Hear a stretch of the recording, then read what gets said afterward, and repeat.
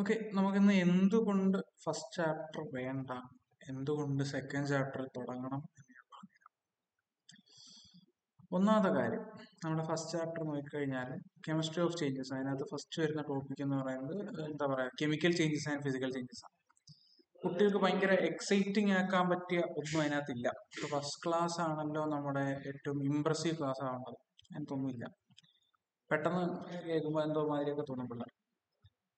മാത്രമല്ല, first chapter പഠിപ്പിച്ച് മുമ്പോട്ട് പോകുമ്പോഴത്തേക്കും അതിനകത്ത് ഒരുപാട് റിയാക്ഷൻസ് വരുന്നുണ്ട്. ഫോർ എക്സാമ്പിൾ ഇവിടെ വന്നു കഴിഞ്ഞാൽ നമ്മളെ കെമിക്കൽ ചേഞ്ചസ് എത്തിക്കഴിഞ്ഞാൽ തെർമോ കെമിക്കൽ റിയാക്ഷൻ, അതിനകത്തെല്ലാം ഓരോ റിയാക്ഷൻസ് വരുന്നുണ്ട്. ഫോർ എക്സാമ്പിൾ ഇവിടെ quick lime plus water equal to slaked lime plus dash. അപ്പോൾ ഇങ്ങനെ പഠിപ്പിക്കുമ്പോൾ ഈ റിയാക്ഷൻസ് എല്ലാം നമ്മൾ കാണാൻ പഠിപ്പിക്കേണ്ടി വരും, കാരണം നമ്മൾ സിമ്പിൾസ് പഠിപ്പിച്ചിട്ടില്ല. സോ സിമ്പിൾസ് പഠിപ്പിക്കാത്തതിനെ കൊണ്ട് തന്നെ ഈ റിയാക്ഷൻസ് നമ്മൾ എന്ത് ചെയ്യേണ്ടി വരും, കാണാൻ പഠിക്കേണ്ടി വരും.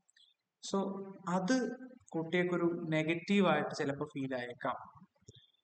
ചിലപ്പോൾ നമ്മൾ കുട്ടികൾ പഠിപ്പിക്കുന്നത് മനസ്സിലായില്ല എന്ന് വരെ പറഞ്ഞേക്കാം. സോ അതുകൊണ്ട് ഇത് എടുക്കുന്നതിനേക്കാൾ ബെറ്റർ ഈ ചാപ്റ്ററിൽ തുടങ്ങുന്നതാണ്, രണ്ടാമത്തെ ചാപ്റ്റർ. കാരണം ഇതിനകത്ത് ഒരുപാട് റിയാക്ഷൻസ് ഉണ്ട്.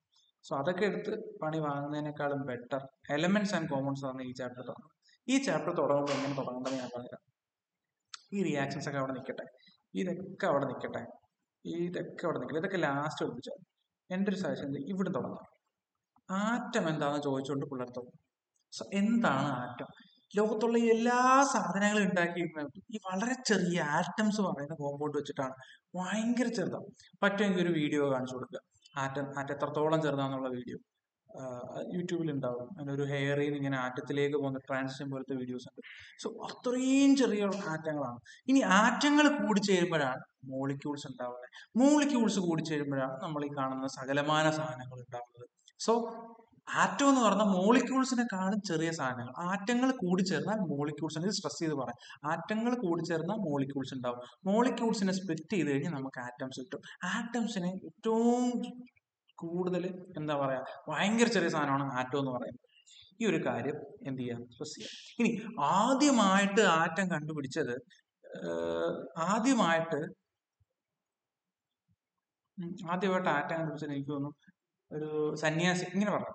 ആദ്യമായിട്ട് ആറ്റം കണ്ടുപിടിച്ചത് നമ്മുടെ ഒരു ഹിന്ദു മിത്തോളജിയിൽ വരുന്ന ഒരു സന്യാസി എന്തോ ആണ്, അതിനെപ്പറ്റി ഒന്ന് റിസർച്ച് നടത്തുക.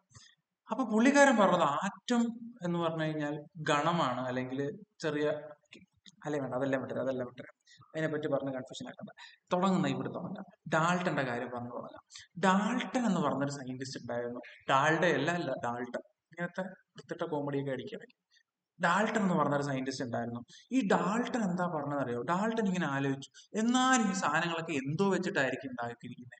അങ്ങനെ പുള്ളിക്കാരൻ ആലോചിച്ച് പുള്ളിക്കാരൻ തിയറി ഉണ്ടാക്കി. ഡാൾട്ടൺ ഉണ്ടാക്കിയ തിയറിനെ നമ്മൾ എന്ത് വിളിക്കും എന്ന് പിള്ളേർക്ക് അങ്ങോട്ട് ചോദിക്കാം. ഓക്കെ, എന്നിട്ട് പറയാം ഡാൾട്ടൺസ് തിയറി. ഡാൾട്ടൺ ഉണ്ടാക്കിയ തിയറി എന്താണ്? Dalton's theory. സിമ്പിൾ. അങ്ങനെ സിമ്പിൾ ആണെന്നുള്ള രീതിയിൽ കെമിസ്ട്രിനെ കൊണ്ടുപോകാം. ഓക്കെ, അപ്പൊ ഡാൾട്ടൺ ഉണ്ടാക്കിയ തിയറി എന്താണ്? Dalton's theory. ഡാൾട്ടൺ തിയറി ഉണ്ടാക്കി വെറുതെ ഉണ്ടാക്കിയതല്ല, കുറെ കാര്യങ്ങൾ നമുക്ക് പഠിക്കാൻ എന്നിട്ട് പോയി. ഡാൾട്ടന് വേറെ പണിയൊന്നുമില്ലല്ലോ. അപ്പൊ ഡാൾട്ടൺ പഠിക്കാൻ പറഞ്ഞ കുറച്ച് കാര്യങ്ങളാണ് ഞാൻ പറയാൻ പോണത്. എന്നിട്ട് ഓരോ പോയിന്റ് ആയിട്ട് സ്ട്രെസ് ചെയ്ത് അവരെ കൊണ്ട് പറയിപ്പിക്കുക. ഓരോ പോയിന്റ് പറഞ്ഞിട്ട് അവരെ കൊണ്ട് പിന്നെയും പറയിപ്പിക്കുക. എങ്ങനെ? So for example first sense ഇങ്ങനെ, all matter is made up of minute particles called atoms. അപ്പൊ പറയാം, ലോകത്തുള്ള എല്ലാ വസ്തുക്കളും വളരെ ചെറിയ ആറ്റങ്ങൾ. എക്സ്പ്രഷൻ വരണം, സ്ട്രെസ് ചെയ്യണം, ചില പറയുന്ന പോയിന്റുകൾ സ്ട്രെസ് ചെയ്യണം, നമ്മുടെ ടോൺ ഇങ്ങനെ വേരി ചെയ്യണം. സോ എല്ലാ വസ്തുക്കളും വളരെ ചെറിയ ആറ്റങ്ങൾ വെച്ചിട്ടാണ് ഉണ്ടാക്കിയത്. അത് എന്നിട്ട് എന്താന്ന് അങ്ങോട്ട് ചോദിക്കണം. എന്നിട്ട് പിള്ളേരെ കൊണ്ട് പറയണം, അപ്പൊ എല്ലാ വസ്തുക്കളും, all matter is made up of tiny particles called atoms. ഇങ്ങനെ റിപ്പീറ്റ് ചെയ്യിപ്പിക്കുക. അപ്പൊ പിള്ളേർക്ക് ഒരു എന്താ പറയാ, ഒരു ഇതാവും. എന്നിട്ട് അടുത്ത പോയിന്റ് പറയാം. അടുത്ത പോയിന്റ് എന്താ? An atom is A smallest particle that can take in a chemical reaction. ഒരു കെമിക്കൽ റിയാക്ഷനിൽ പങ്കെടുക്കാൻ പറ്റുന്ന ഏറ്റവും ചെറിയ പാർട്ടിക്കിളാണ് ആറ്റം എന്ന് പറയുന്നത്. എന്നിട്ട് പിന്നെയും പഴയ സെൻസിലോട്ട് പോവുക. എന്നിട്ട് അത് രണ്ടും തൊട്ട് ഇങ്ങനെ അങ്ങോട്ടും ഇങ്ങോട്ടും അവരെ കൊണ്ട് അങ്ങ് തറവാക്കിപ്പിക്കുക. എന്നിട്ട് നീ ഇങ്ങനെ വേണം ചെയ്യിപ്പിക്കുക. അത് all matter is made up of tiny particles. എന്നിട്ട് അവരെ കൊണ്ട് രണ്ടു മൂന്ന് തൊട്ടം പറയിപ്പിച്ചില്ലേ, എന്നിട്ട് തനിയെ എഴുതാൻ പറയാം. മനസ്സിലായി? അങ്ങനെ തനിയെ എഴുതുമ്പോഴത്തേക്ക് അവർക്ക് പഠിച്ചു എന്നുള്ളൊരു സാറ്റിസ്ഫാക്ഷൻ കിട്ടും. ഇങ്ങനെ കീപ്പ് ചെയ്ത് പോവാം. സോ ഇങ്ങനെ പറയാം, all matter is made up of tiny particles called atom. എന്താണ് all matter is made up of time? എന്താ അതിനർത്ഥം? എല്ലാ വസ്തുക്കളും വളരെ ചെറിയ ആറ്റങ്ങൾ വെച്ചാണ് നിർമ്മിച്ചിരിക്കുന്നത്. ക്ലിയർ അല്ലേ? അടുത്ത, An atom is the smallest particle that can take place in a chemical reaction. ഒരു കെമിക്കൽ റിയാക്ഷനിൽ പങ്കെടുക്കാൻ പറ്റുന്ന ഏറ്റവും ചെറിയ സാധനമാണ് ആറ്റം എന്ന് പറയുന്നത്. ഒരു കെമിക്കൽ റിയാക്ഷനിൽ പങ്കെടുക്കാൻ പറ്റുന്ന ഏറ്റവും ചെറിയ സാധനമാണ് ആറ്റം എന്ന് പറയുന്നത്. ഇങ്ങനെ 2-3 വട്ടം ഇങ്ങനെ പറയിപ്പിക്കുക. An atom cannot be divided during a chemical reaction. ഒരു കെമിക്കൽ റിയാക്ഷനിൽ ആറ്റത്തിന് ഡിവൈഡ് ചെയ്യാൻ പറ്റത്തില്ല. ഒരു കെമിക്കൽ റിയാക്ഷനിൽ ആറ്റത്തിന് എന്ത് ചെയ്യാൻ പറ്റത്തില്ല? ഡിവൈഡ് ചെയ്യാൻ പറ്റില്ല. ആറ്റമാണ് ഏറ്റവും ചെറുത്, പിന്നെ എങ്ങനെ ആറ്റത്തിന് ഡിവൈഡ് ചെയ്യാൻ പറ്റുക? ഇങ്ങനെ അങ്ങോട്ട് ചോദിക്കാം. ഒരു കെമിക്കൽ റിയാക്ഷൻ ആറ്റത്തിനെ ഡിവൈഡ് ചെയ്യാനേ പറ്റത്തില്ല. ഇനി atom cannot be created not be destroyed. ആറ്റത്തിനെ ക്രിയേറ്റ് ചെയ്യാനും പറ്റൂല, നശിപ്പിക്കാനും പറ്റൂല. ആറ്റത്തിനെ ക്രിയേറ്റ് ചെയ്യാനും പറ്റൂല, നശിപ്പിക്കാനും പറ്റൂല. ഒരു 4 പോയിന്റ് ആക്ഷൻ പിന്നെയും മുകളിലോട്ട് പോകാം. All matter is made up of. അപ്പൊ നമ്മൾ ആദ്യം പറഞ്ഞ പോയിന്റ് എന്താണ്? എല്ലാ വസ്തുക്കളും ആറ്റം വെച്ചിട്ടാണ് നിർമ്മിക്കുന്നത്. അതിന്റെ ഇംഗ്ലീഷ് എന്താണ്? All matter is made up of tiny particles called atom. പിന്നെ താഴോട്ട് വരാം. Atom is a smallest particle that can take place in a chemical reaction. Atom cannot be divided during a chemical reaction. ആറ്റത്തിനെ divide ആക്കാൻ പറ്റൂല. ആറ്റമാണ് ഏറ്റവും ചെറുത്. ഒരു റിയാക്ഷനിൽ പങ്കെടുക്കാൻ പറ്റിയ ഏറ്റവും ചെറിയ സാധനം ആറ്റമാണ്. ആറ്റത്തിന് നിർമ്മിക്കാനും പറ്റൂല, നശിപ്പിക്കാനും പറ്റൂല. നാച്ചുറൽ ലാംഗ്വേജിൽ പിന്നെ റിപ്പീറ്റേഷൻ ആയിട്ട് കാര്യങ്ങൾ പറഞ്ഞ് സെറ്റ് ചെയ്യാം. ഓക്കെ. ആൻഡ് ഓൾ ആറ്റം, ക്ലാസ്സിൽ ഒരു ഓൾ ഉണ്ടാക്കാം. ഫസ്റ്റ് ക്ലാസ് ആയതിനെ കൊണ്ട് തന്നെ പിള്ളേരെല്ലാം ഉണ്ടായിരിക്കും. ഫസ്റ്റ് ആയിട്ട് തന്നെ കാണുന്നതിനെ കൊണ്ട് തന്നെ പിള്ളേരെല്ലാം ഉണ്ടായിരിക്കും. അതിലൊന്നും വേണ്ട. അപ്പോൾ അത് മാക്സിമം യൂട്ടിലൈസ് ചെയ്യുക, അവരെ കൊണ്ട് മാക്സിമം ഇങ്ങനെ പറയിപ്പിക്കുക. All atoms of an element are the same size, property and mass. All atoms of an element are same size, property or mass. ഇതിന്റെ അർത്ഥം എന്താ? അതായത് ഒരു എലമെന്റിന്റെ എല്ലാ ആറ്റങ്ങളും ഒരേപോലെയാണ് ഇരിക്കുക. ഒരു എലമെന്റിന്റെ എല്ലാ ആറ്റങ്ങളും ഒരേപോലെ. ഇപ്പൊ ഹൈഡ്രജന്റെ ആറ്റം വെള്ളത്തിൽ നോക്കിയാലും കരയിൽ നോക്കിയാലും ഹൈഡ്രജൻ ബോംബിനകത്ത് നോക്കിയാലും ഹൈഡ്രജൻ ആണെന്നുണ്ടെങ്കിൽ അതിന്റെ വെയിറ്റും അതിന്റെ മാസും അതിന്റെ സൈസും എല്ലാം സെയിം ആയിരിക്കും. ഓക്കെ. ഇനി atoms of different elements are different size and property and mass എന്ന് പറഞ്ഞാൽ എന്താ? ഒരു ഹൈഡ്രജനും ഒരു ഓക്സിജനും എടുക്കുക. 2 ഡിഫറെന്റ് ആറ്റം ആണെന്നുണ്ടെങ്കിൽ അവരുടെ സൈസും അവരുടെ ഷേപ്പും അവരുടെ വെയിറ്റും എല്ലാം ഡിഫറെന്റ് ആയിരിക്കും. സിമ്പിൾ. ഒരു ആറ്റം, ഒരു മീൻസ് സെയിം ആറ്റം ആണെന്നുണ്ടെങ്കിൽ ആ സെയിം ആയിട്ടുള്ള ആൾക്കാരുടെ സൈസും ഷേപ്പും പ്രോപ്പർട്ടി എല്ലാം സെയിം ആയിരിക്കും. ഡിഫറെന്റ് ആയിട്ടുള്ള ആറ്റംസ് ആണെന്നുണ്ടെങ്കിൽ അവരുടെ സൈസും ഷേപ്പും പ്രോപ്പർട്ടി എല്ലാം ഡിഫറെന്റ് ആയിരിക്കും. ഇനി നിങ്ങൾക്ക് ഡിഫറെന്റ് ആറ്റംസിനെ കാണണമെന്ന് ചോദിച്ചിട്ട് ടെക്സ്റ്റ് ബുക്കിനകത്ത് പീരിയോഡ് ടേബിൾ എടുത്തിട്ട് കാണിച്ചു കൊടുക്കുക. ഓക്കെ. ഹൈഡ്രജൻ ഒരാറ്റമാണ്, ഹീലിയം ഒരാറ്റമാണ്, ലിഥിയം ഒരാറ്റമാണ്, ബെർലിയം ഒരാറ്റമാണ്. ഇങ്ങനെ ഓരോന്ന് പറഞ്ഞു കൊടുക്കുക. ഹൈഡ്രജൻ ആറ്റത്തിന്റെ കണക്കാണോ ഹീലിയത്തിന്റെ ആറ്റം ഇരിക്കുന്നത്? അല്ല. കാരണം ഒരു സെയിം ആറ്റത്തിന് എപ്പോഴും ഒരേ സൈസും ഷേപ്പും സ്ട്രക്ചറാണ് ഉണ്ടാവുക. എന്നിട്ട് ഈ പോയിന്റ് സ്ട്രെസ് ചെയ്ത് പറയാം. അപ്പൊ ഹൈഡ്രജൻ ഹീലിയം ഒരാണോ കാണോ ഇരിക്കുന്നത്? അല്ല. കാരണം ഡിഫറെന്റ് ആറ്റംസിന്റെ സൈസും പ്രോപ്പർട്ടി മാസും എല്ലാം ഡിഫറെന്റ് ആയിരിക്കും. ഞാനോട്ട് പറയാം. പിന്നെ നമ്മൾ പറയേണ്ടത് ഇതൊക്കെ പഠിപ്പിക്കുന്നതിന് മുന്നേ എന്ത് ചെയ്യേണ്ടതെന്ന് പറഞ്ഞു കഴിഞ്ഞാല് ഇതൊക്കെ പഠിപ്പിക്കുന്നതിന് മുമ്പ് ചെയ്യേണ്ട കാര്യം എന്ന് പറഞ്ഞു കഴിഞ്ഞാല് എന്ത് ചെയ്യുക? ആദ്യം ആറ്റങ്ങളെ പറ്റി ഒരു മീൻസ് ഒരു ഐഡിയ ഉണ്ടാക്കി കൊടുത്തില്ലേ? ഇനി നമ്മൾ എന്ത് ചെയ്യുക? കുറച്ച് സിമ്പിൾസ് പഠിപ്പിച്ചില്ലല്ലോ, അപ്പൊ ഇതൊന്നും പഠിപ്പിക്കണ്ട. നേരെ എന്ത് ചെയ്യാം?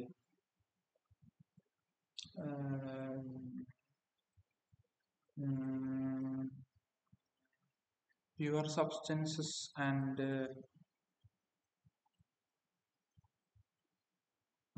എലമെന്റ്സും കോമ്പൗണ്ട്സും പഠിക്കാം.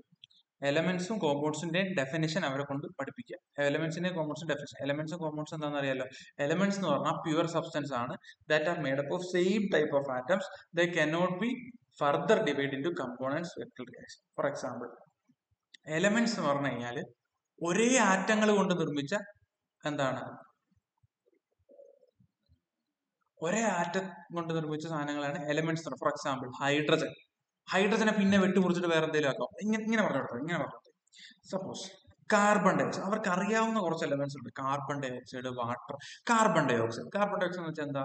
CO2. അതിൽ സി എന്ന് വെച്ചാൽ എന്താ? അങ്ങോട്ട് എഴുതിയിട്ട് കൊടുക്കുക. സി എന്ന് വെച്ചാൽ എന്താ? സി എന്ന് വെച്ചാൽ കാർബൺ, O എന്ന് വെച്ചാൽ എന്താ?